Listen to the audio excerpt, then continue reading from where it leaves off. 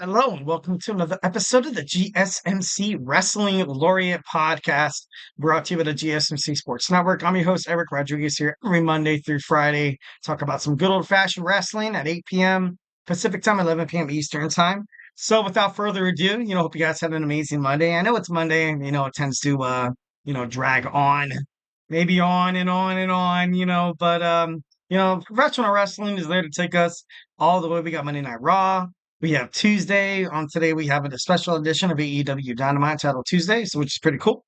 We have Wednesday. We have our Thursday with Ring of Honor, TNA. Of course, we have SmackDown. So it's kind of gets you through the day, getting ready for your football or your college football, whatever you prefer to call it.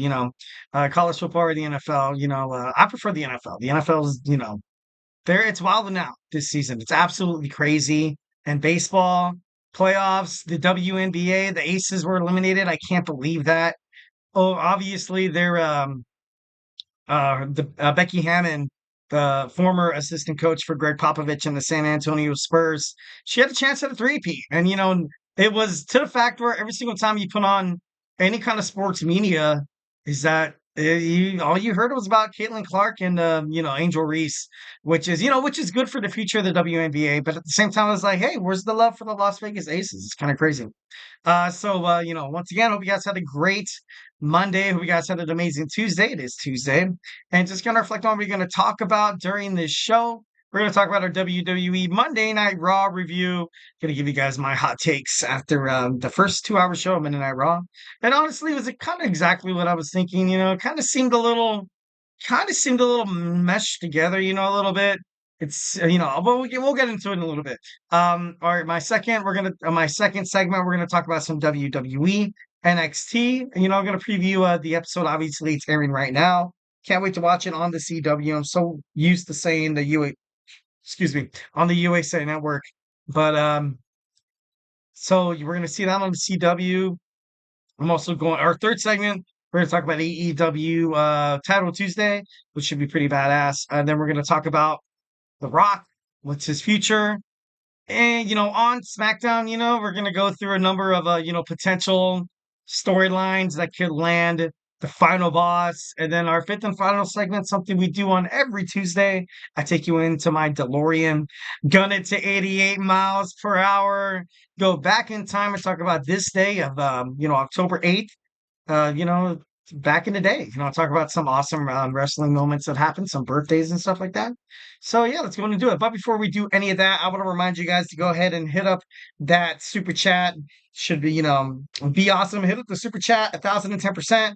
Obviously, if you have a burning question or hot take in terms of professional wrestling, make sure you guys use that super chat. Or if you're just dying to just get something off your chest. Here at the GSMC Sports Network, we are absolutely all ears 1,010%.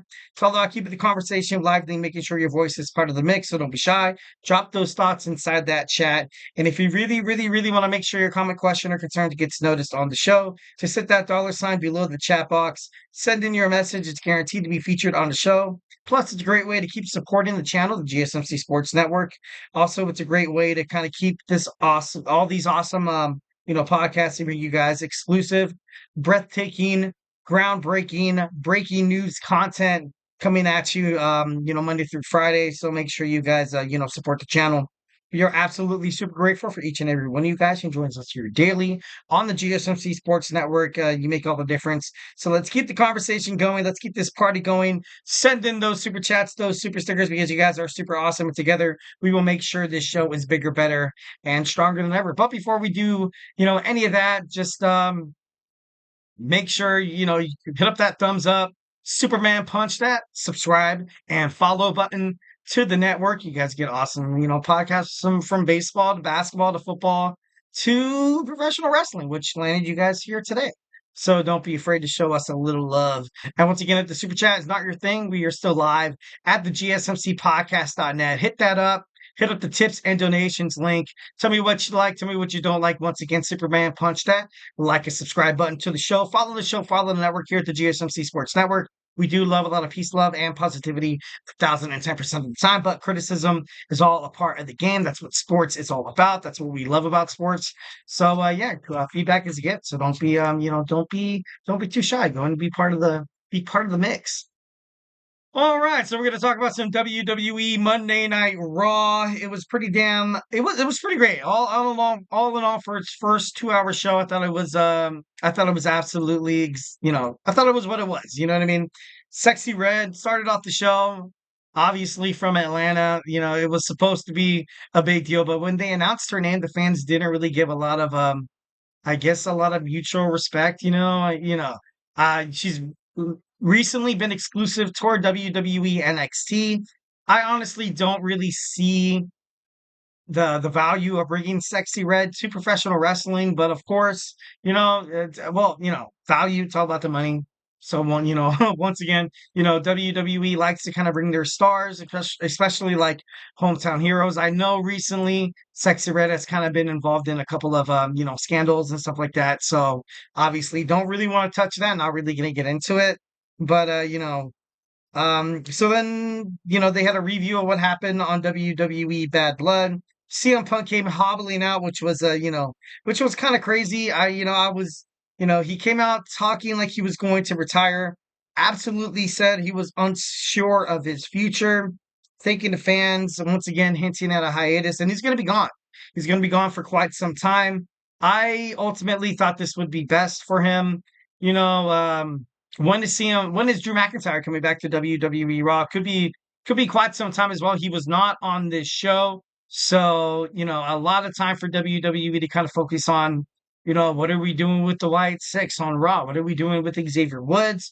What are we doing with the Final Testament? The Miz's new, you know, his new rejuvenated career coming back as a single star. Also, the Wyatt Sicks, what's going to happen with them? The Judgment Day.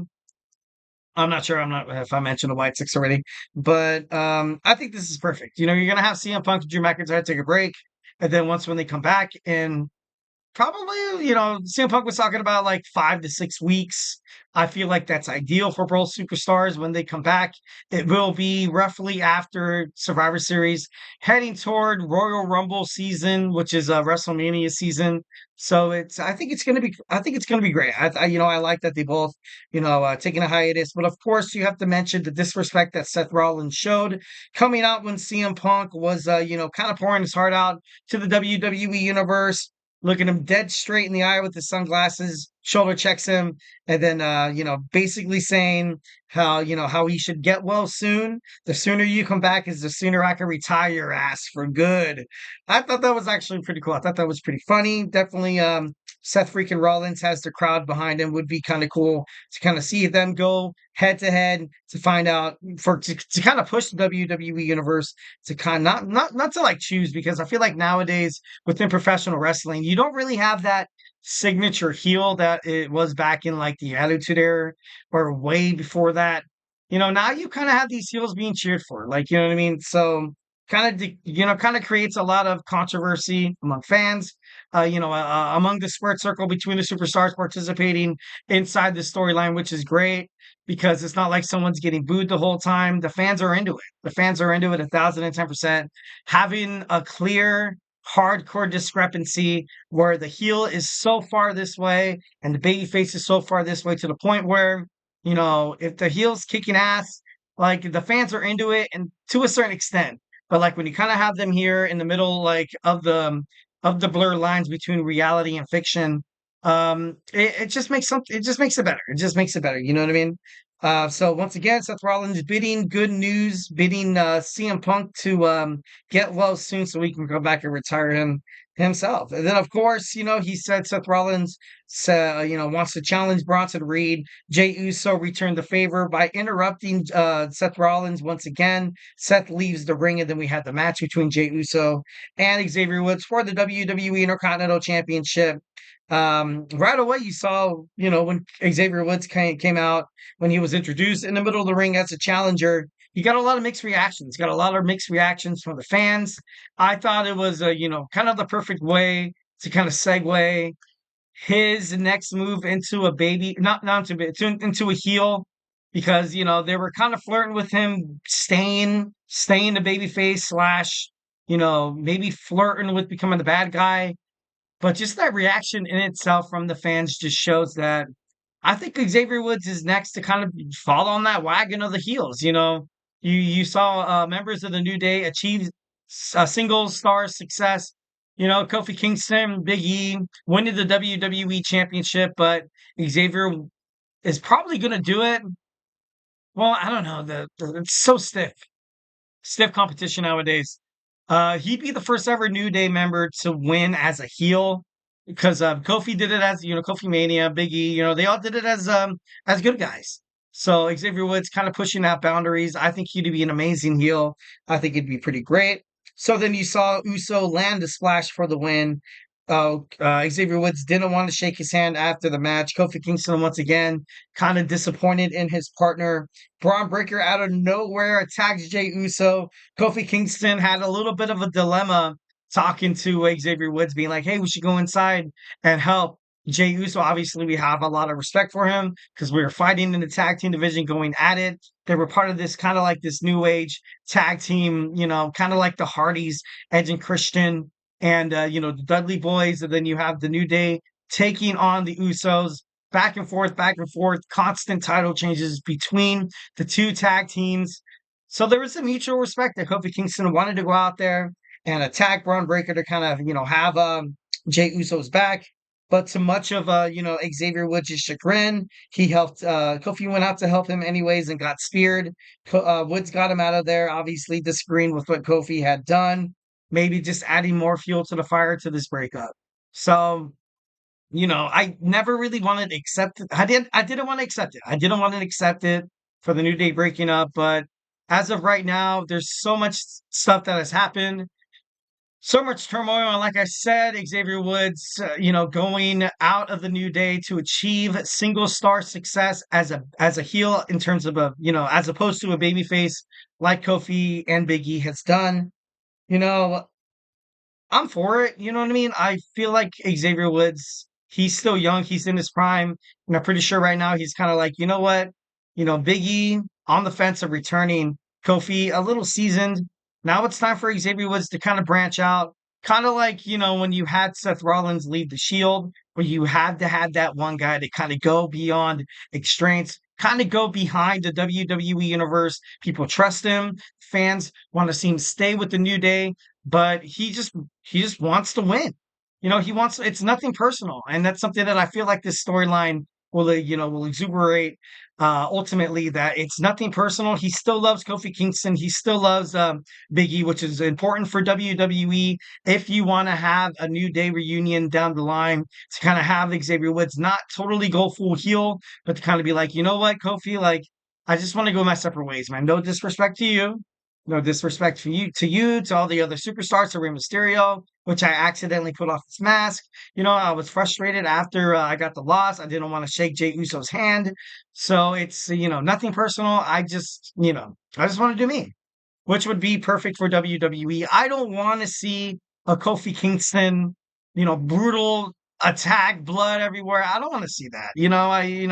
I think at that point, in terms of tag team partners turning on each other, I think that's more or less in the past. You've seen it done with, the whole Shawn Michaels and Barney Jannetty, which was a good example of how it could work.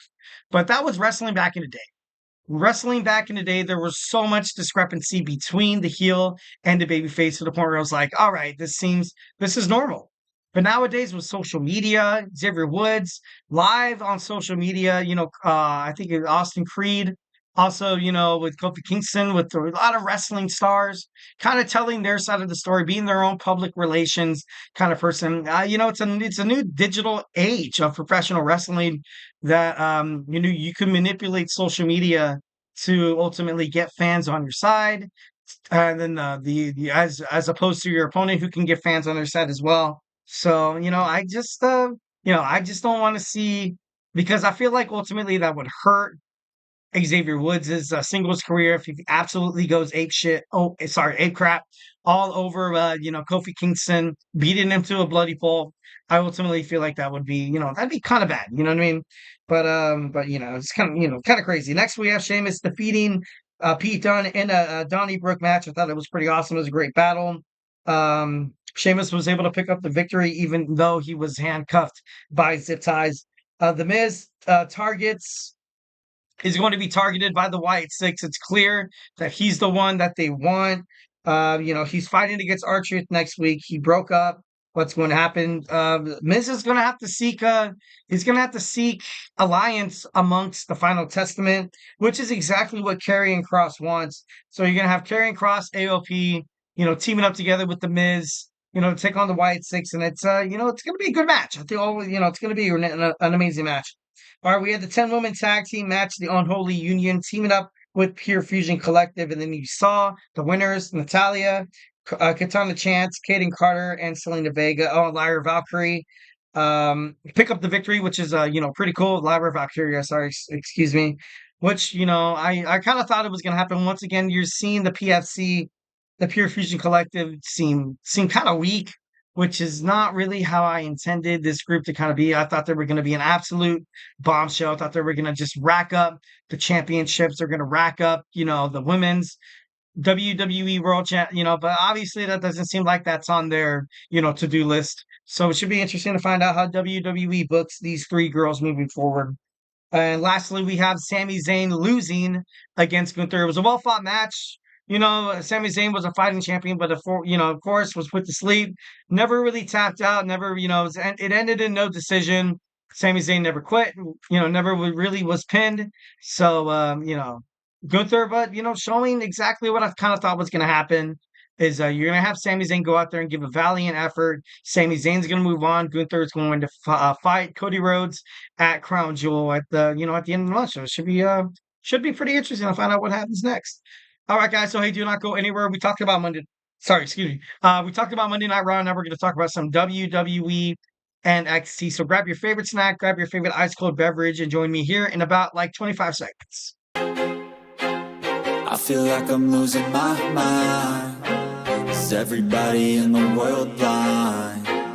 Please, Lord, give me a sign, a sign. I feel like I'm losing my mind. Is everybody in the world blind? Please, Lord, give me a sign, a sign. I wanna be the greatest. Everybody on the fake shit. I look around and feel like everybody is the fakest. I make this every day and I'm impatient, hoping one day I blow up from the basement. Statement, the top is so vacant. I don't hear shit that I think is amazing. Waiting for my day when I'm playing sold out shows for 1,000 faces. Hey, give me that crown, get in my way and to be put down. It ain't your place, all this my town. If I want that shit, then I'll get it right now. I'm losing it, the noose it fits, some losing shit, a stupid myth. You choose to live or choose to dip, you choose to fight or lose your grip and lose a gift. I feel like I'm losing my mind. Is everybody in the world blind? Please, Lord, give me a sign, a sign. I feel like I'm losing my mind. Is everybody in the world blind?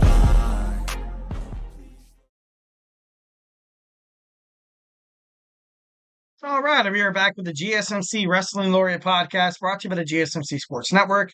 I'm your host, Eric Rodriguez, here every Monday through Friday, 8 p.m. Pacific Time, 11 p.m. Eastern Time. We're here to talk about everything in terms of professional wrestling, all the action inside and out, backstage news, curtain drama. We also talk about WWE, AEW, New Japan Professional Wrestling. If it makes major news headlines in terms of the world of professional wrestling, we talk about it here on this show, 1,010%. We talk about superstars, inactive or new signings. So yeah, if you're really into wrestling, right here's the perfect start to become a wrestling fan. Tune into the GSMC Wrestling Laureate podcast brought to you by the GSMC Sports Network. All right, before we move on to our next segment, we're going to talk about some WWE NXT. Before we do any of that, I want to remind you guys, if you have a burning question or a hot take in terms of professional wrestling, or just something you've been dying to get off your chest, here at the GSMC Sports Network, we are all ears. We are all about keeping the conversation lively, making sure your voice is part of the mix, so don't be shy. Drop your thoughts inside that chat box. And if you really want to make sure your comment, question, or concerns gets noticed on the show, why not use that super chat? It's a $ below the chat box. Just go ahead and hit that up. And whatever you put down inside that box is going to be featured on the show, so we can have a nice little back and forth, friendly debate about it. It's going to be featured on the show. Also, it's a great way to support our channel. Support the GSMC Sports Network. So all this amazing content. There's other podcasts besides the WWE, or besides the Wrestling Laureate podcast. We have, football, basketball, college football, many sports podcasts, and make sure you support those guys by adding to the super chats or super stickers, whatever however you like to prefer, to keep this content that you guys love going. So, you know, coming at you guys 20, Monday through Friday. So, make sure you guys donate. It's pretty awesome. We are super grateful for each and every one of you guys who joins us here daily on the GSMC Sports Network. Your support makes all the difference. So let's keep the conversation going. Let's keep this party going. Send in those super chats, those super stickers, because you guys are super awesome. And together we will make sure this podcast is bigger, better, and stronger than ever. And once again, if the super chats are not your thing, you can still hit up the gsmcpodcast.net. Shoot me your comments, questions, and concerns. Tell me what you like. Tell me what you don't like. Just remember to Superman punch that like a subscribe button to the show. Follow the show. Follow the network here at the GSMC Sports Network. We do love a lot of peace, love, and positivity 1,010% of the time. But of course, criticism is all part of the game in terms of talking sports, especially in terms of talking professional wrestling. So feedback is a gift. So don't be shy. Drop your thoughts inside that chat, or just give me a friendly shout out of where you're listening from today. 1,010%. All right, so let's go and move on to our WWE NXT preview. Going to be live in St. Louis. Should be pretty awesome. We're going to obviously see Trick Williams address the NXT Universe. The new NXT champion, Trick Williams, is by all means one of the best talents I've seen in NXT for, in quite some time. And, I'm not trying to, throw shade at all the new people like drafted, like Ilya Dragunov, Braun Breaker, Carmelo Hayes. He's just, I don't know, he's just different. He's kind of that guy that NXT should probably want to keep on top of their roster. If WWE SmackDown or Raw wants to draft them, be like, you know what? Guess what? No, that's not going to happen. And, in terms of the draft, I feel like this year NXT is going to probably get a say as well. NXT is not that kind of the minor leagues, kind of the minor league developmental, kind of area. Although it does serve a purpose like that, obviously. But with this new, deal with the CW, plus you're going out there and you're going to try to sell out arenas, you're going to have top stars. So, and Triple H Paul Levesque even said himself in an interview saying that NXT is becoming its own brand. You know what I mean? It's not really going to be, like I said, not really like going to be a developmental territory for SmackDown or Raw.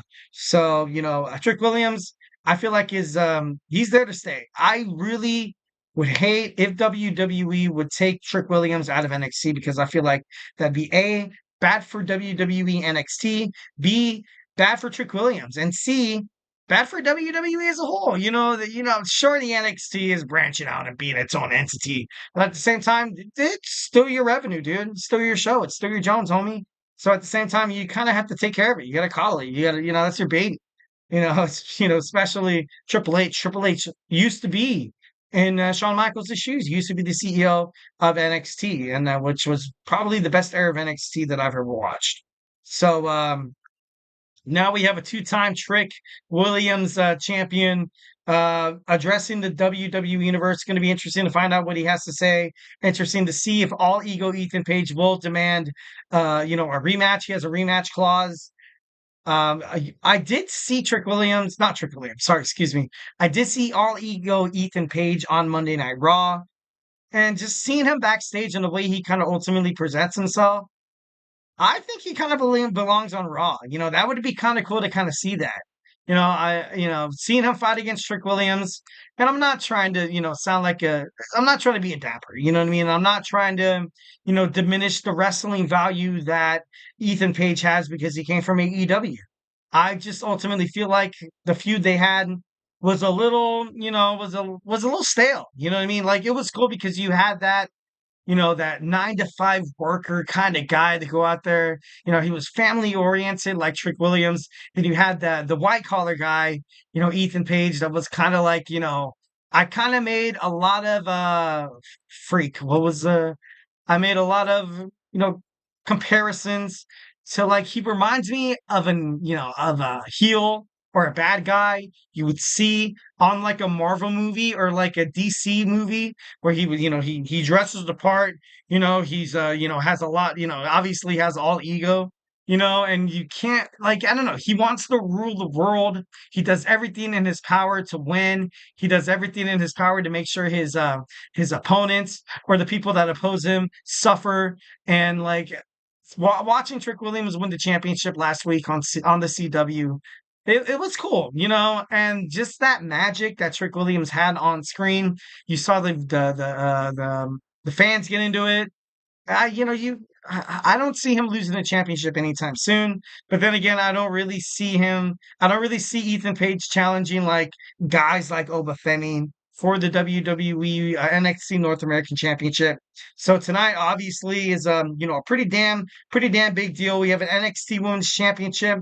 Roxanne Perez and Cora Jade will speak, finding out if they're going to pursue themselves as tag team competitors. Maybe, perhaps, a little Stephanie McCure also, is going to be, broadcasted tonight. But Roxanne Perez and Cora Jade are expected to kind of be like that Raquel Rodriguez, Liv Morgan, or maybe Cora Jade just surprises the hell out of us and is like, you know what? Since I helped you win that championship belt, I want the shot. And now we have Randy Orton. Randy Orton comes to NXT to battle Javon Evans. This should be a good match. This is going to be an amazing match.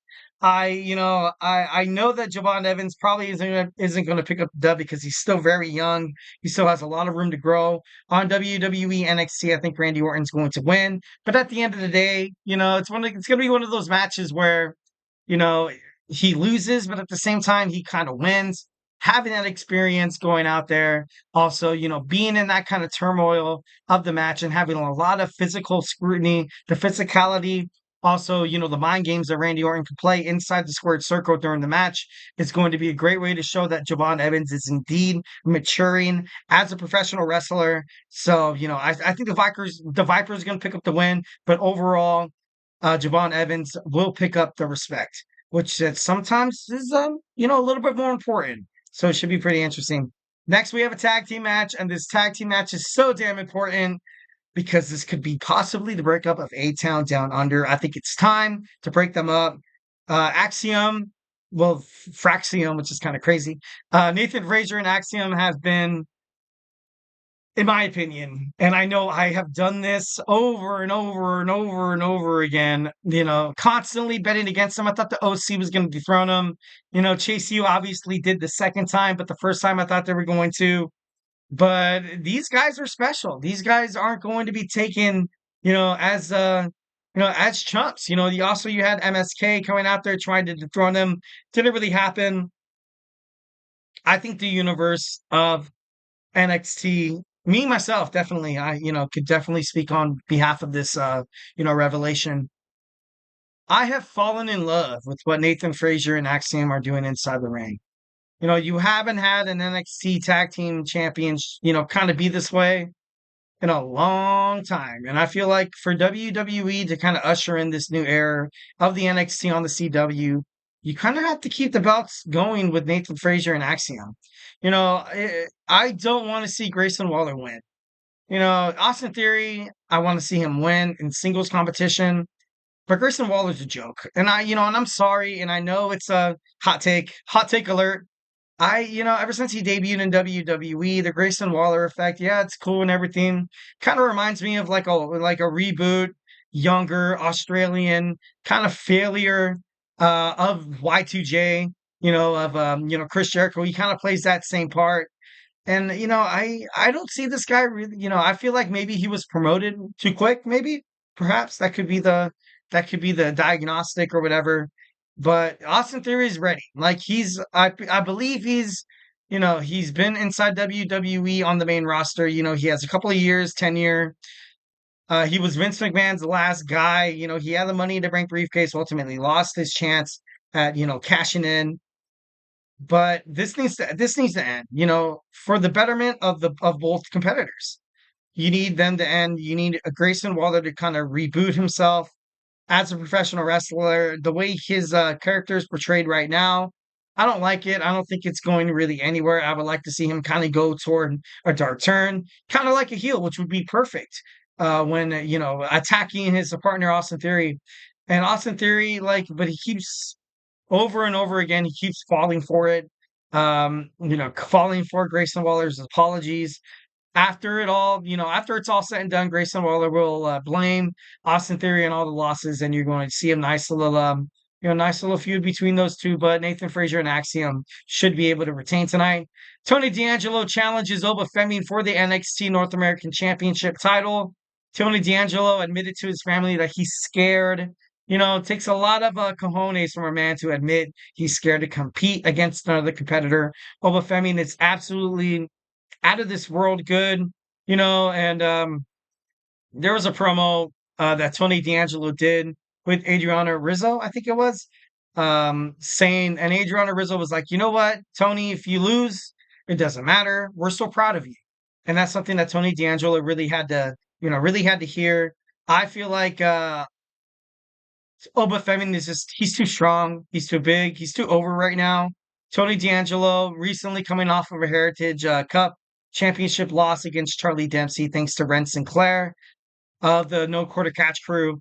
I don't know. I don't really see it happening. I don't really. Tony D'Angelo would be an amazing North American champion, but right now, Oba Femi, it's going to take somebody bigger than Tony D'Angelo. And I'm not saying the Dawn of the NXT is, I'm not trying to diminish his value at all on the roster, but overall, it's going to take somebody bigger than big to defeat Oba Femi. And he's going to get that longest reigning NXT North American Championship, reign. So I don't know. It should be interesting to find out how good the match is. It's going to be a great match. It's going to be a great match. But Oba Femi is going to come up the victor and retain the NXT North American Championship. And lastly, we have Keilani Jordan teaming up with Bianca Belair and Jade Cargill against Fatal Influence. Once again, this is kind of just a flex. You have the champions are going to destroy the Fatal Influence, kind of a bootleg of the Pure Fusion Collective, which is, not really sad. But once again, it's kind of like, all right, NXT, you're trying to promote young talent. Bianca Belair and Jade Cargill, they're too good right now. They're way too over with the WWE to lose anything. Keilani Jordan, it's still, kind of on the fence of, she's an amazing North American Women's Champion by all means. No one's taking that away from her. But at the same time, she's trying to make the title prestigious. It's going to take somebody big to kind of dethrone her as well. I would love to kind of see somebody like, like the name of like maybe Julia, challenges her. Maybe perhaps you have somebody from TNA come to as well, like Ash by Elegance would be pretty badass. But overall, it should be an awesome episode of NXT tonight. So make sure you tune in. All right, guys, now we're going to briefly talk about some AEW Dynamite. It is Title Tuesday. Going to preview. We're going to talk about some of the matches, kind of go through an in-depth analysis. So, hey, do not go anywhere. Looking for your daily fix of sports talk without having to pay for it? GSMC Sports Network is available on YouTube. Just search GSMC Sports Network.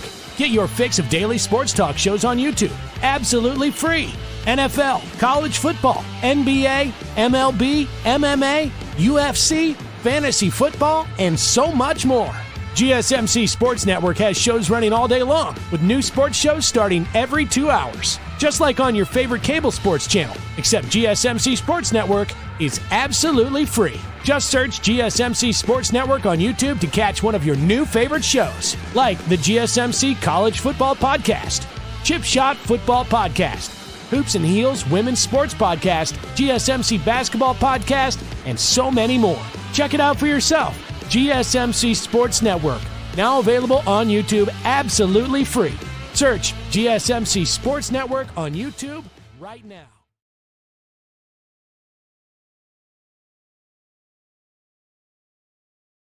All right, we are back with the GSMC Wrestling Laureate podcast brought to you by the GSMC Sports Network.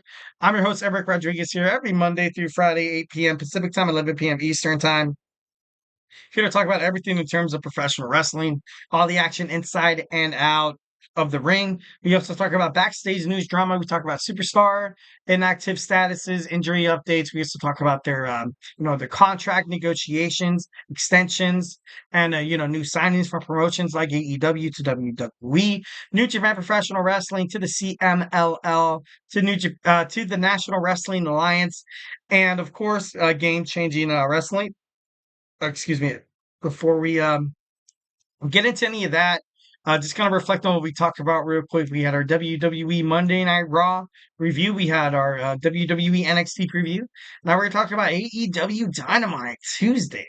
Should be pretty cool. Can't wait to can't wait to talk about it. So it's Wednesday. You know what? No, it's not. It's Tuesday. You know what that means. AEW Dynamite is live from the Spokane Arena in Spokane, Washington. And that's right. AEW Dynamite is live tonight. Should be I can't wait to watch it. And we have NXT tonight as well. I honestly have a lot of wrestling to kind of watch and analyze to bring you guys an awesome show for tomorrow. You guys obviously, if you guys are watching it, jot down some questions, jot down some of your opinions. So tomorrow we can talk about it. Would be pretty badass. Would love that interaction between you guys. First and foremost, we're gonna have Commander taking on Hologram. Hologram recently, making his way in AEW a couple of months ago. Not like a couple of months ago. I would say like a month and a half ago. People had speculations that it was Ricochet.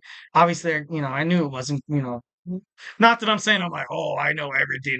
I'm the wrestling laureate. You know what I mean? I'm just kidding. No, I know a lot of wrestling. I watch a lot of wrestling. And something that AEW does definitely better than a lot of its competition is, introduce some of these new luchadors. You know what I mean? You had the Lucha Brothers as well. Amazing. Absolutely amazing. They're heading off to WWE, essentially. It feels like every single time they're in the news, kind of banging back and forth between WWE and AEW to find out, dude, are you guys honestly going to make a debut or not? You know what I mean? I know WWE hasn't really had the greatest track record of promoting, Latino luchador kind of style wrestlers. Obviously back in the day with the Vince McMahon era, you kind of had them, exploited, a little stereotypically, you know what I mean? Like the Mexicools, with the super crazy psychosis. That was a little bad. That was, kind of crazy. But, obviously it's a new day and age of professional wrestling. So hopefully, if the Lucha Brothers do land up on WWE Raw, SmackDown, or NXT, they're gonna be great. They're gonna be great. All right. Also, we have Dr. Britt Baker, DMD, versus Willow Nightingale. Winner gets a AEW Women's World Championship match at Wrestle Dream. I would love to see. Man, who would I love to see? Um, the AEW World Women's Champion fight. Oh my God, Mariah May. I feel like at this point it would be kind of poetic justice to have Willow Nightingale. I think she's great. Oh man, this would be a good match. It'd be kind of cool if this match ends up in the draw, so you have a triple threat match. It'd be pretty badass, but that's probably not going to happen. Um, Damn, Britt Baker did recently have a shot at Mercedes Monet. You know what? Let's go with Britt Baker. I feel like ever since she came back to AEW, like it's been very back and forth. And once again, I'm not trying to get into the politics of why Mercedes Monet is still the TBS champion. I ultimately feel like it would have been better for Mercedes, also better for Britt Baker to kind of lose the title. I feel like it would have been best for her to drop the belt to Britt Baker because the way the fans reacted to her return was huge. It was very, it was exciting. It was very exciting. And she needs a belt. She does need a belt. But Mariah May right now, she's good. I'm not trying to crap or throw shade at her at all. But, it's not like a Tony Storm kind of reign. Like, you know what I mean? She was hoping that Mina Shirakawa would kind of be by her side, but ultimately Nina is still kind of playing that like that dumb, naive, kind of, connoisseur, kind of the sidekick that, I don't really want to be a part of this, but Mariah May is kind of dragging me into it. I ultimately, if Mina Shirakawa was going to be part of this new, partnership with the AEW World Women's Championship, they right off the bat, they absolutely just kicked the heck out of damn it, who did she fight last week on Dynamite for the title? Oh, I can't think of her. Damn it. Kazaki, I think it was. But I don't know. I think if Mina Shirakawa and Mariah May have to make this work, you're probably gonna have her kind of interfere at Wrestle Dream in, some kind of way. But I would love to see, a title reign by, Britt Baker. Mercedes Moné. Speaking of Mercedes Moné, is taking on Emi Sakura for the TBS Championship and the New Japan, Strong Women's Championship. Obviously Mercedes Moné is going to get the win, and once again, not trying to create conspiracy theories of how Tony Khan is obsessed with Mercedes Moné or if it was in her contract. Obviously she does have creative control of her own contract. It's not like, and Mercedes Moné newly single. Maybe Tony Khan's like, you know what? I'm just kidding. No, no, no. Not throwing that out there. Not throwing that out there. So let's focus on professional wrestling, not what could happen, what could not have happened. Maybe Tony Khan's leaving roses in her locker room. I'm just kidding. No, just kidding. No, that was the last time I was going to mention that. All right, but overall, Mercedes Moné is going to win. Not really much of a surprise, which kind of sucks, kind of crappy. You know what I mean? That Mercedes Moné got, she got signed to AEW to ultimately kind of be like, kind of be in that EVP kind of status where she could, where essentially she gets to pick her own storyline. She gets to pick who she loses to. She's won every single time she's been in a title bout. And I at this point, I love Mercedes Moné as a heel. As a heel, absolutely. I think it's cool. As a babyface, it was terrible. I hated how AEW tried to do that. I love that they switched her. I thought that was actually pretty badass. But and she's not going to lose the belt to Amina Sakura at Wrestle Dream. She will probably lose. Well, I don't know who's going to probably be the next one to kind of dethrone her. I would honestly love to see Willow Nightingale get another shot at Mercedes Moné, but I don't know. This is it's very up in the air, very up in the air because once again there's that creative control that Mercedes Moné has. Obviously, and I hate to compare apples to oranges here. You had Hollywood Hulk Hogan in WCW having that same kind of control, and ultimately, like if you don't let the writers do their job, that's like if if Tony Stark, Robert Downey Jr. had a creative clause inside as the character Iron Man and like the end of Avengers Endgame, he was like, you know what? Guess what, dude? I'm not dying in Endgame. I'm not snapping my fingers. I'm not gonna kill Thanos, dude. I want my character to live. I want it to live. Like, and then at the end of the day, you're like, you know what? Like Tony Stark, Iron Man kind of had to die. It made a lot of sense because throughout like the Marvel universe, I don't know if any of you guys are Marvel fans. You had the first Marvel movie where Captain Rogers and Tony Stark were kind of going at it. Captain Rogers, put him on blast. He was like, you know what? You're not the one to kind of take the sacrifice. You're not willing to die for somebody else. You're selfish, essentially. And then Tony Stark was like, how would I rather just cut the rope? And he was like, you know what, Tony? There's always a way, to kind of weasel out of it. And of course, obviously, at the end of the movie, he was able to, kind of have that nuke on his back and throw it into that wormhole and almost die.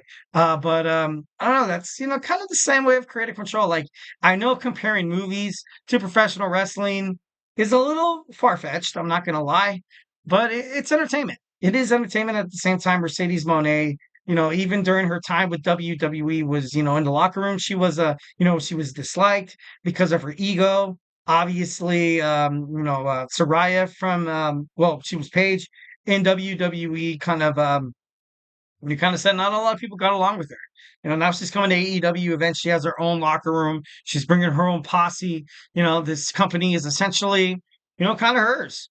And it's once again, Tony Khan loved the guy, and according to a lot of wrestlers, they don't have a lot of bad things to talk about Tony Khan because he's a great guy. He supports, family relationships within the wrestling industry, which is obviously is completely opposite of what Vince McMahon done. But he's too nice. He's too nice. You can't separate business from pleasure. Sometimes you don't want to be the bad guy. And, in professional wrestling, there's a lot of wrestlers that have their ego, they have their wants, they have their needs. They also have a lot of things that that they feel like themselves could accomplish, through their own tenure within, performing inside of a wrestling ring. It's, and I can relate to that. And I feel like that's the reason why At the same time, I do scrutinize Tony Khan to a certain extent, but I do kind of back him up. You know what I mean? If I was a boss, and I was a shift manager at a restaurant, it's hard to be the bad guy. It's hard to tell somebody that they're like, you know what? I want this and that and the other to happen. But then you have to be the guy, be like, you have to do this and that and the other. I'm sorry, but it's just how it goes.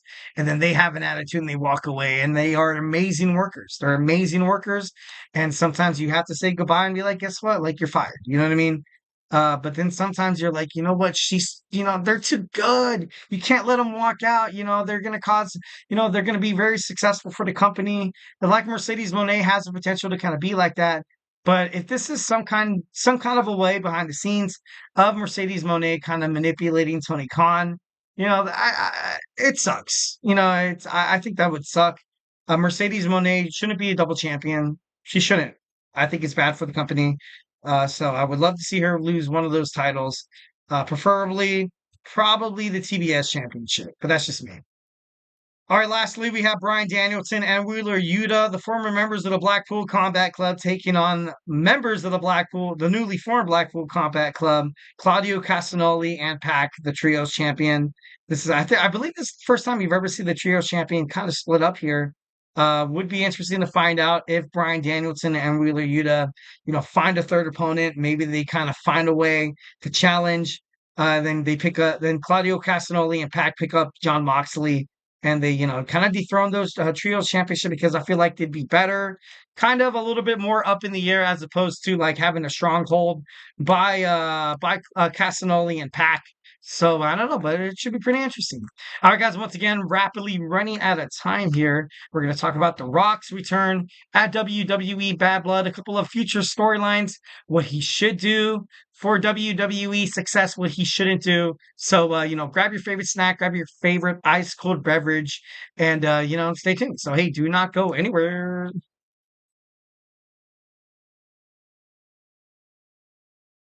For the best and latest podcasts available anywhere, go to the podcast app on your cell phone and type in GSMC to access free content-rich podcasts on health and wellness, book reviews, sports, entertainment, relationships, social media, movies, technology, finance, and even weird news. Subscribe and download the GSMC Podcast Network's family of shows, available everywhere podcasts are found.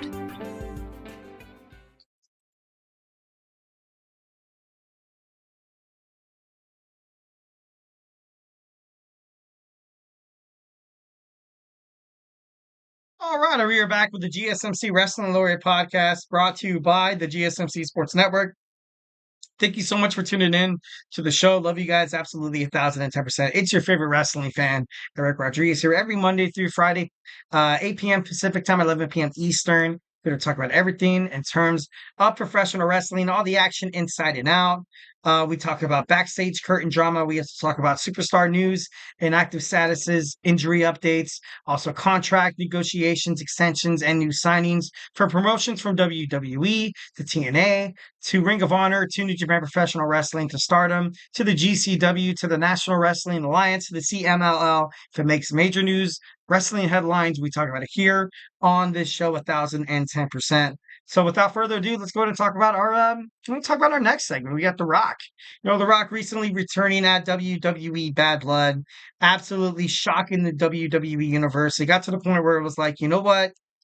Jey Uso returned. I was like, damn, that's awesome. I feel like WWE, it's did its tenure, created a lot of surprise, created a lot of future storylines with a lot of this promo, with a lot of the match, especially what happened after. And it was like, oh, it's over. That's so cool that happened. And all of a sudden, and I was like, oh, like it was pretty great. It was exactly the right time for The Rock to return, heading into WWE Survivor Series, having a lot of obligations to what is going to happen with this Bloodline Civil War. It should be pretty badass. Not a lot of people think that this means anything, and that's shocking. Around the world of professional wrestling and news media is like, you know what, The Rock showed up doesn't necessarily mean he's going to join the Bloodline. And in a post on social media, you saw a fan recording Solo Sikoa, talking to Jacob Fatu, his enforcer, saying that this is all part of the plan. This is all part of the plan. Are you going to see The Rock take his place? Kind of as the king, kind of as the tribal chief over, under Solo Sikoa. Will he then, there's just a lot of speculations, or more or less, do you kind of see him being opposite? Like, do you see him, kind of talking to Roman Reigns? He's like, you know what? I'm going to lead this new bloodline. I'm going to take the reins as the tribal chief. You, Jimmy, Cody, whoever you want to bring along could be part of this crew. But I'm going to take Solo Sikoa down, and I'm going to assert myself in this, tribal chief, circle, which is possibility. You still have, you still have Lance and Oe, all one, you have Zila Fatu, also Hikaleo, also Journey as well. Still kind of out there. He's been, reported missing.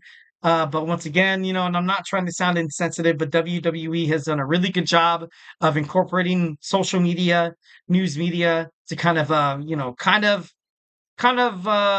it, what's the word? Damn it, have on their side. And oh my God, to kind of be a way for them to kind of manipulate it to the point where they're like, all right, like look what happened with NXT, with Brooks Jensen, being rageful. His wife posted on social media and TikTok crying, saying, "Have you seen my husband? He's been gone for so long," only to find out it was just part of the storyline. Like, what I mean? It's maybe that could possibly be a way for Journey to return. Rikishi Fatu said in a podcast that Journey and Lance are ready to debut. They're ready. Zila he's almost there. He said he needs a year. He needs a year or a couple of months at tops. You know what I mean? You'd never really want to debut on a wrestling brand and absolutely suck because, you're going to become scrutinized. People are going to see what's going on. Obviously, the greatest example that you could possibly use as this kind of could backfire is what you're seeing with Tongaloa. What you're seeing with Tongaloa in terms of the bloodline, botching moves over and over again. And I know botching does happen. This is entertainment. This is live performance. It's hard. And I'm not going out there being like, you know what? I can do it. What an idiot.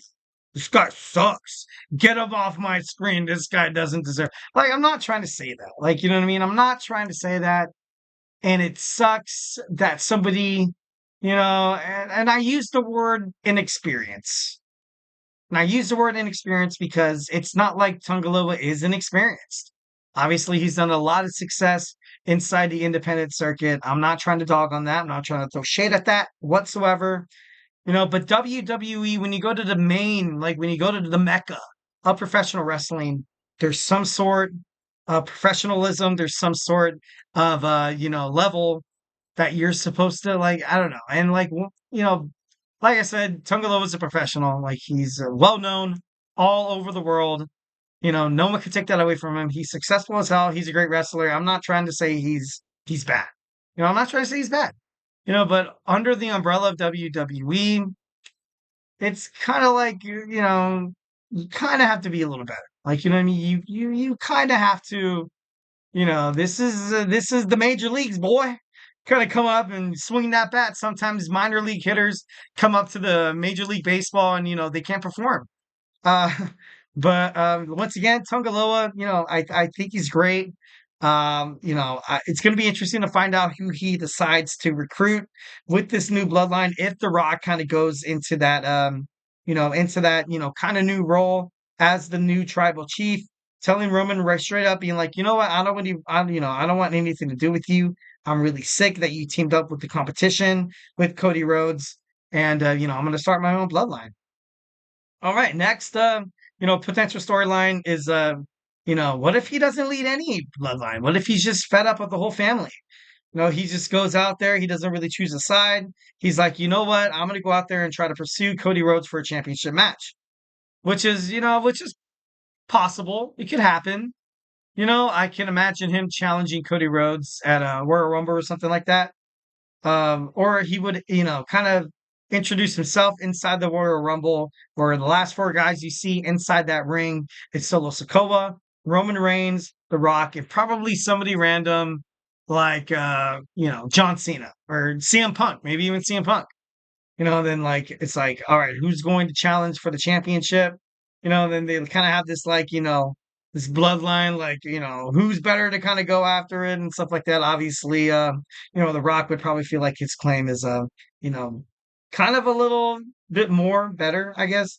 But it should be, I don't know. I feel like The Rock is going to enter the Royal Rumble. He's committed to WWE, obviously, after filming his movie.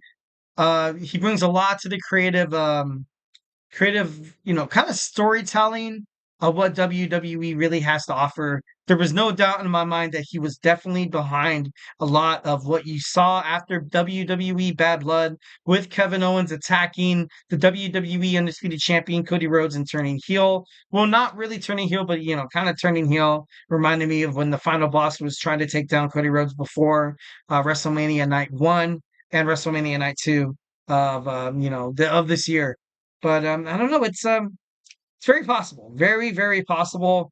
The Rock could possibly insert his way into the Royal Rumble, and I feel like it would be great for WWE to kind of have that. Because right now, if you're looking at who's on the SmackDown roster, who's on the Raw roster, is there anybody who hasn't had a chance at the title already? Capable of winning the Royal Rumble. Like I love myself some Sami Zayn, but come on, like Sami Zayn would be like, Mick Foley winning the Royal Rumble. Like, sure, it would be cool. Sure, you would have that, exciting, shocking factor, babyface factor that could possibly go into it. But at the same time, whenever Sami Zayn holds a belt, a lot of people just look at it and he's like, when is he going to lose it? Like, when is he going to lose it? Like, you know what I mean? When he won the Intercontinental Championship away from Gunther, the moment I saw him, I was like, all right, he's going to have a decent reign, but who's next? Like, who's next? It should be kind of crazy to kind of find out what's happening next. Next, we have The Rock in a match on the WWE Raw's Netflix debut. He has not recently or reportedly been confirmed for WWE SmackDown. Roman Reigns will mostly probably talk about what happened. But The Rock has not been confirmed on WWE SmackDown, which kind of holds a lot of not really a lot of baggage, because I feel like The Rock, I want him to be part of Survivor Series, but at this point, uh, you know, I don't really see him kind of doing so, because you kind of have Solo's team. You have Solo, you have Jacob, you have the Tamataga, Tungaloa, and then they just need one more guy. And Hikuleo is already, on the roster. It wouldn't surprise me if he's the fifth guy. And Roman Reigns can go out there, he can go across to WWE Raw and look at Jey Uso straight in the face and be like, look, dude, whatever happened, I apologize, but we need you. And then Jimmy Uso obviously looks his brother dead in the eye and was like, you know what? Yeah, we need you, Us. So we have three guys right there. We have three guys. They bring back Sami Zayn, and they just need one more guy. And maybe perhaps it could be Zila. Like we're not too sure.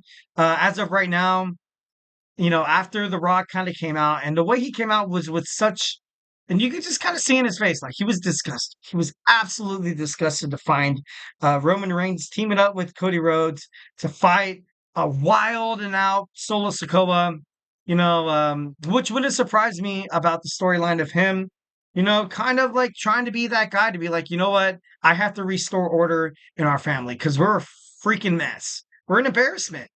People are watching Raw and they're like, how could these guys be the family that runs WWE? The Inois, the Maiavias, the Usos, the Fatus. Like it's personal with The Rock. So it should be interesting to find out, what happens, what happens with him next. Some people speculate that altogether The Rock is going to be, kind of, bouncing in and out of the bloodline drama, but most importantly, fighting Cody Rhodes at WrestleMania 41. With what you saw at Seth Rollins, kind of disrespecting CM Punk, I don't think it's much of a surprise if you would see Seth Rollins reclaim the WWE World Heavyweight Championship and, being the champion at WrestleMania 41, and then he challenges CM Punk, or CM Punk challenges him. Bam, that's taking care of that. So who's going to be the Royal Rumble winner? as of right now, there's a lot of names that could possibly pop up.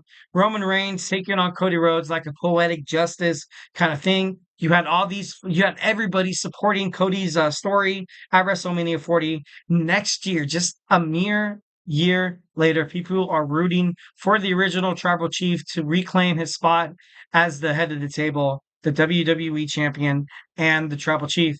The, there's a lot of possible storylines, and I feel like and I feel like that's pretty badass. I feel like that's pretty cool what WWE is doing right now, especially with The Rock coming back at Bad Blood.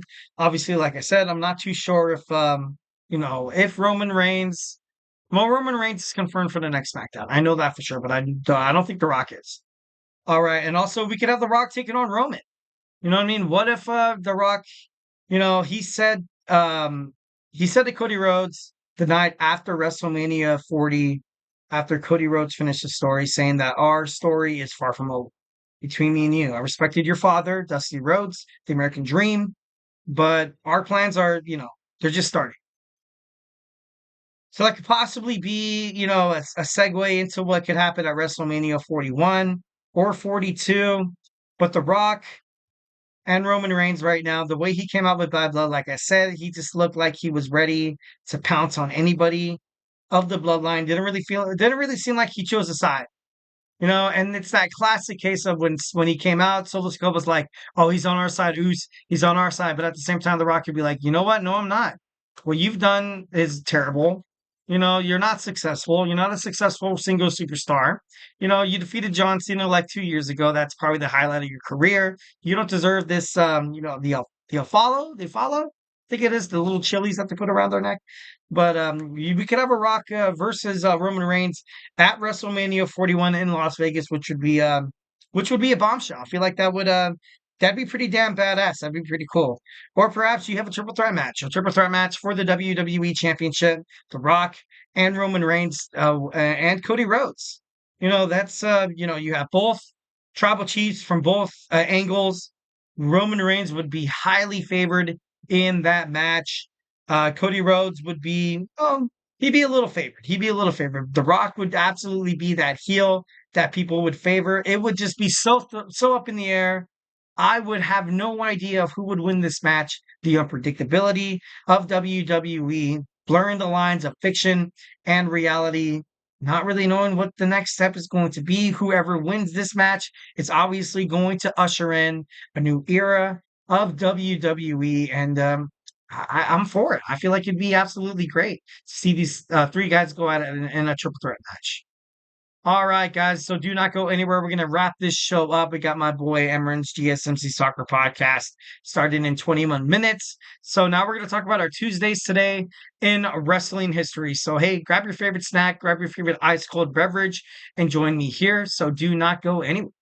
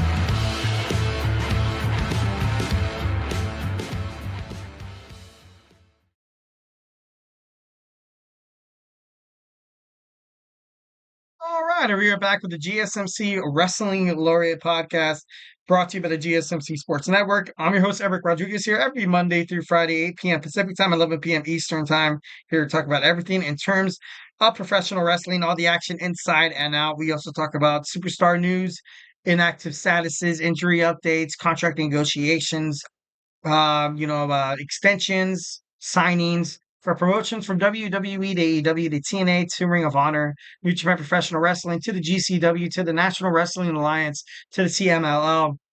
If it makes major news, wrestling headlines.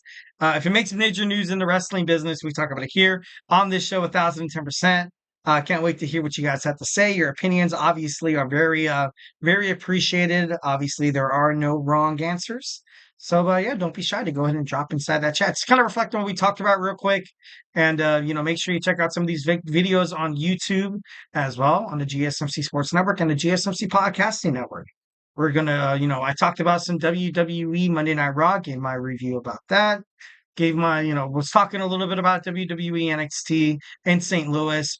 Talked about AEW Dynamite Title Tuesday. Also talked about The Rock rejoining WWE.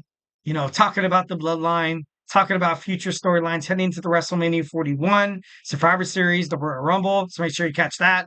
And now we're going to talk about some Tuesdays today in wrestling history. All right, guys. So you're gonna jump into my DeLorean here. Make sure you guys click your seatbelts. With click it or ticket here in the state of California. They're gonna get you for that. So we're gonna gun my DeLorean to 88 miles per hour, Marty. No, I'm just kidding. I'm a huge Back to the Future kind of dork, so gotta love it when you can bring up a Doc Brown reference.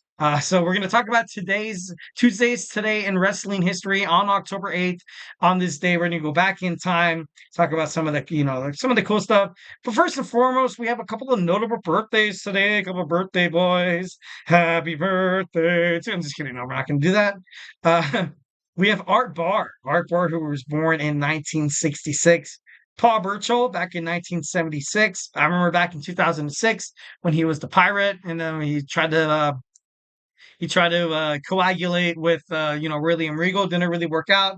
But I heard he's doing really good in the independent wrestling circuit right now. I think he's on the NWA. I think he's on the National Wrestling Alliance. Don't quote me on that. I'm pretty sure though. I'm on the fence there. And of course, we have awesome. We have the Miz. The Miz, born in 1980, starting off in MTV's The Real World to WWE. Obviously, huge round of applause for turning your back on R-Truth, your only friend. I'm just kidding, no. I gotta give the Miz his awesome birthday wishes. Hope him and Maurice and the baby are having an amazing, birthday. Hope you guys are having a great dinner. Why did you have to turn on R-Truth? I'm just kidding. No. It was for the best. It was for the best that the Miz, he's still in his prime. Maybe if he was like 5 to 10 years older, maybe him joining some silly tag team with R-Truth, the Awesome Truth, would kind of be idealistic. But as of right now, he still has a lot left in the tank. Immediately he joins the Intercontinental Championship fray. He could very much challenge Jey Uso and win the title. And I wouldn't be shocked. There would be no shocks if The Miz regains the WWE Intercontinental Championship, because obviously he's been a prestigious champion. He's the one who put the Intercontinental Championship on the belt, especially during the 2000s to the 2000. I gotta be honest, 2000 10s to 2018. No, he was still even great back then. It's during the day and age of 2010s and early 2020s, he was the guy. He was the guy for the Intercontinental Champion. I love how WWE pushed Braun Breaker. I feel like they did kind of push him too soon, because now, he lost the championship after gaining it so fast, to now us as the WWE Universe, we kind of look at it, they're like, all right, so is Braun Breaker kind of owed another shot? And maybe that's the way we shouldn't really, kind of jump into it. But overall, I feel like if The Miz jumps back into the WWE Intercontinental picture frame there, I would love it. I would love it 1,010%. Or have him on SmackDown. My God, he'd be pretty cool. But overall, you had that that promo, that glitch from the Wyatt Sicks during the Miz's confrontation with R-Truth in the back, obviously supported by Karrion Kross. We're possibly going to see a Wyatt family or the Wyatt Sicks going toe to toe with the Miz and the Final Testament, which would be pretty badass as well. But we're here to talk about Tuesdays today in wrestling history. So yeah, let's talk about it. In 1991, the York Foundation, Richard Morton, Thomas Rich, and Terrence Taylor defeated Dustin Rhodes, Big Josh, and Tom Zenk to win the WCW Six-Man Championships. This was the last title change before the championship was abandoned the following month, which was kind of a huge mistake. Kind of seeing AEW, Ring of Honor, the Six-Man Championship, kind of have success from this. I feel like that was a huge mistake. I ultimately wanted WWE to kind of adapt to this strategy here of, being, saying, hey, it's okay if you want to, like you see the New Day, like you see the Final Testament, the Wyatt Six, American Made. There's so many factions out there who could be successful, trios champions. And I feel like that should be one of their next titles. I got to be honest, when I saw Triple H Paul Levesque at WWE Bad Blood step into the ring, and then you saw an unveiled, when you saw a title unveiling, I got to be honest, I thought it was either the Women's Intercontinental or the Women's United States. I would have never in my 32 years of living thought it was going to be a crown jewel champion. So great. So great. Oh my God. So prestigious. I'm just kidding. No, I'm not trying to be a jerk. It's a cool title. Very shiny. Oh God, I can't even fake it. I gotta be honest. I can't even fake it to make it tonight. Like I hated it. I think it's cool. You know, ultimately you lost that with WWE Survivor Series where you had the two champions going head to head. You had the tag team champions and the world tag team champions going head to head. The WWE Women's Champion going head to head with the world champion. It's not the same anymore. Raw versus SmackDown is essentially dead. I don't, it's not the same, which kind of speculates on, do we really want to have this, have these two brands really happen? Like, you know what I mean? I know to a certain extent it's important, but you're seeing Randy Orton jump ship to Monday Night Raw. You know what I mean? Like, and it's all right. It's cool. And the storyline between the Bloodline, are you going to Solamente keep it on WWE SmackDown or Netflix to have WWE fans want it kind of on the USA Network? Like, I just don't think I don't know. I don't think it's idealistic here. I don't think it's pragmatic. I think we're heading toward, a brand, infusion here, or fusion. But then with the USA title, the Intercontinental Championship, like I feel like the brand split works for those two titles. But in terms of the rest, the WWE Championship, you only have three guys on each brand that could probably be like, hey, their championship material on Raw. You have Gunther. You have Seth Rollins, Drew McIntyre. At his old age, maybe CM Punk. Maybe. Just maybe. Braun Breaker, yeah, but no, he's still young. Still very much young. A lot of speculations in wrestling media thought that he was going to fight Gunther for the WWE World Heavyweight Championship at Crown Jewel. Obviously, that's not the case. And then you got to think on SmackDown, who could contend with Cody Rhodes? Roman Reigns. Right off the bat, you can think about it. Solo Sikoa, no. Sorry. Jacob Fatu, no. AJ Styles, he had his chance, but, no. Kevin Owens, we love him, but not WWE Championship material. Obviously, maybe his reputation is kind of, diminished or, is kind of like not blackballed, but kind of has a scar on it because of what happened with his WWE Universal Championship run, where he essentially lost every match. But, with interference with Chris Jericho, helping him win it, losing against Bill Goldberg, oh, so bad. So bad. That title run was probably one of the worst in WWE history, which is exactly why Kevin Owens is probably a little bit, has this animosity holding over himself. But on SmackDown, like, I don't see anybody. I mean, just Roman and Cody. Of course, now you have The Rock, but The Rock only makes sense as the champion if he's like associated with the bloodline. If he was like just the random Rock coming back to WWE, yeah, then he wins the title. Then you'll be like, all right, where does the storyline go from there? Sure, it'd be cool to kind of see the Great One, The Rock, the final boss, come back to win the championship. Honestly, I would hate to see him win the championship. I feel like that'd be terrible. Maybe WWE might find a way to kind of manipulate the storylines to kind of make it go that way. But as of right now, you have The Rock, who's he's so over. He's so over and he's so damn strong that it would just, you have somebody like Kevin Owens beat The Rock for the WWE Championship. Is that cool? You know what I mean? Or Cody Rhodes loses it just to kind of win it back. It'd be kind of like, what's the purpose of him losing it anyway? Roman Reigns defeating The Rock for the WWE Championship is obviously the only thing that makes sense. But once again, it's predictable. And WWE or any wrestling promotion for that matter, to be successful, you have to be unpredictable. So at the same time, it's like, you know what? It's kind of, I don't know. So right now on SmackDown, it's kind of up in the air. Would be interesting to find out if anything really, comes about it. In 2006, WWE presented No Mercy at the RBC Center in Raleigh, North Carolina. In the main event, you saw King Booker retain the World Heavyweight Championship in a Fatal 4-Way match against Finlay, Bobby Lashley, and Batista. Also on the show, you saw MVP make his WWE debut with the win over enhancement talent Marty Garner. In 2007, you saw Hiroshi Tanahashi defeat Yuji Nagata to win the IWGP World Heavyweight Champion.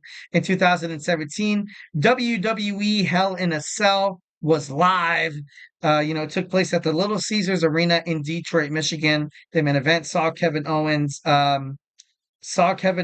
defeat Shane McMahon with a surprise assist from his rival Sami Zayn. The highlight of the event was the New Day losing their tag team titles to the Usos in a Hell in a Cell bout. The other title change of the night saw Baron Corbin win the United States Championship in a triple threat match against champion AJ Styles and Ty Dillinger.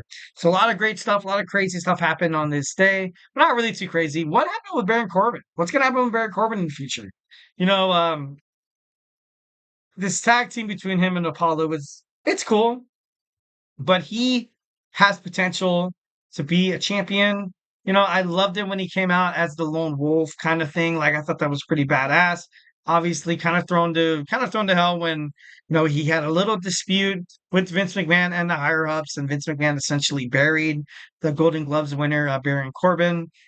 So I don't know. It'd be kind of interesting to kind of see him, staple his name in the United States Championship, kind of picture.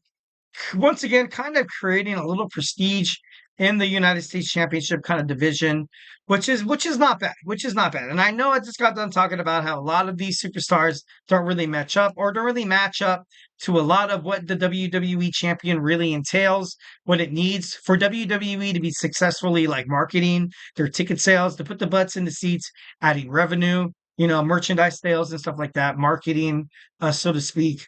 It's the champion marketable. Like, you know what I mean? LA Knight he is. What's going to happen when Logan Paul is returning back to a WWE SmackDown in the future? So, a lot of things are up in the air in terms of WWE. Me, on the other hand, I'm excited to find out what happens. I just hope nothing dumb happens. You know what I mean? I just hope that, they do it well, they do it right. In the past, WWE has done a lot of things wrong, but as a company, we still love them heading into this Triple H Paul Levesque era. So, we can't bail on our boys here. Can't bail on our boys. All right, guys. So, hey, that's it for me. Hope you guys had an amazing time watching the show. Hope you guys had an amazing Monday and Tuesday. Oh, yeah, my man Logan James in the mix. What's up, Logan? Hope you're doing well tonight. Julia and Stephanie Vacure in NXT. I love women. Honestly, NXT is doing women wrestling probably better than AEW, Ring of Honor, TNA, WWE, SmackDown, or Raw. They're doing such a great job. They're doing such a great job. A lot of what they should probably kind of mimic. You have the WWE NXT Women's North American Championship, a mid-card belt that Raw and SmackDown could benefit from, having the WWE Women's Intercontinental Championship and the WWE Women's United States Championship.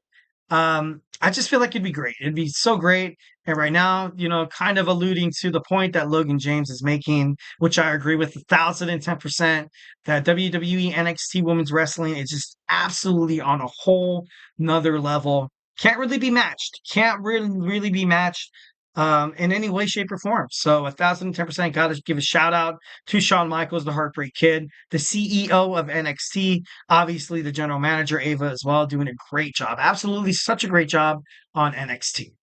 All right, guys. So thank you so much for tuning in to the GSMC Wrestling Laureate podcast brought to you by the GSMC Sports Network. I'm your host, Eric Rodriguez, bidding you farewell. Hoping you guys have an amazing night. Once again, follow us on Twitter /X, Instagram, Facebook, and TikTok for more content and updates. Superman Punch that, like a subscribe button to the show. Follow the network here, the GSMC Sports Network. We do love a lot of peace, love, and positivity 1,010% of the time. But of course, criticism happens in terms of sports. It's okay. It's okay. Feedback is a gift. So, make sure you guys chat, comment whenever you can. It's super cool. Super cool. All right. So, once again, if I have not made you a wrestling fan by now, we have football heating up in the NFL Week 6. Week 6, we got the GSMC Football Podcast with Kenneth. We got the Chip Shot Football Podcast with Manny. We also got fantasy sports. So if you're a fantasy goer, on football, find out your stardoms, your sit-ems, who to pick up off the waiver wire, maybe risking that dropping of a player and picking up another player. Sometimes the risk is worth the reward. We have Chris Shepard representing the GSMC with the GSMC Fantasy Sports Podcast. Make sure you tune into that. We got basketball starting in late October, so make sure you tune into Nelson's GSMC Basketball GSMC Basketball Podcast. A lot of WNBA, content surrounding that as well. Make sure you tune into that. We got all around sports with my man TJ with the GSMC Sports Podcast. We also have sports by GSMC by Jeremy. Make sure you tune into those shows as well. And of course, Saturdays are filled with a lot of shocking college football action. I'm trying to get into college football. Obviously I've been, keeping tabs on my man Tommy, the GSMC College Football Podcast. He's an amazing host.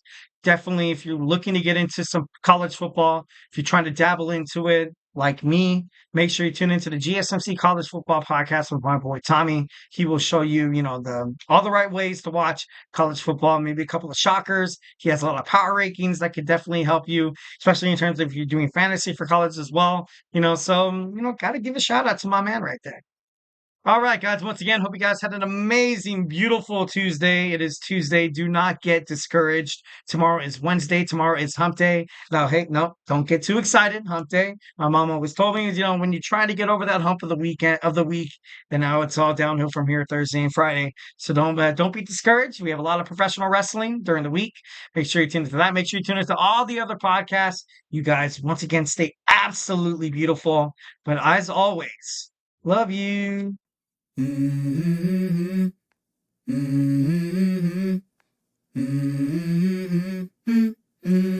go. I wake up to a little bit of drool on my pillow, feel like it's gonna be a bad day. Yeah, I'm tired of shit and the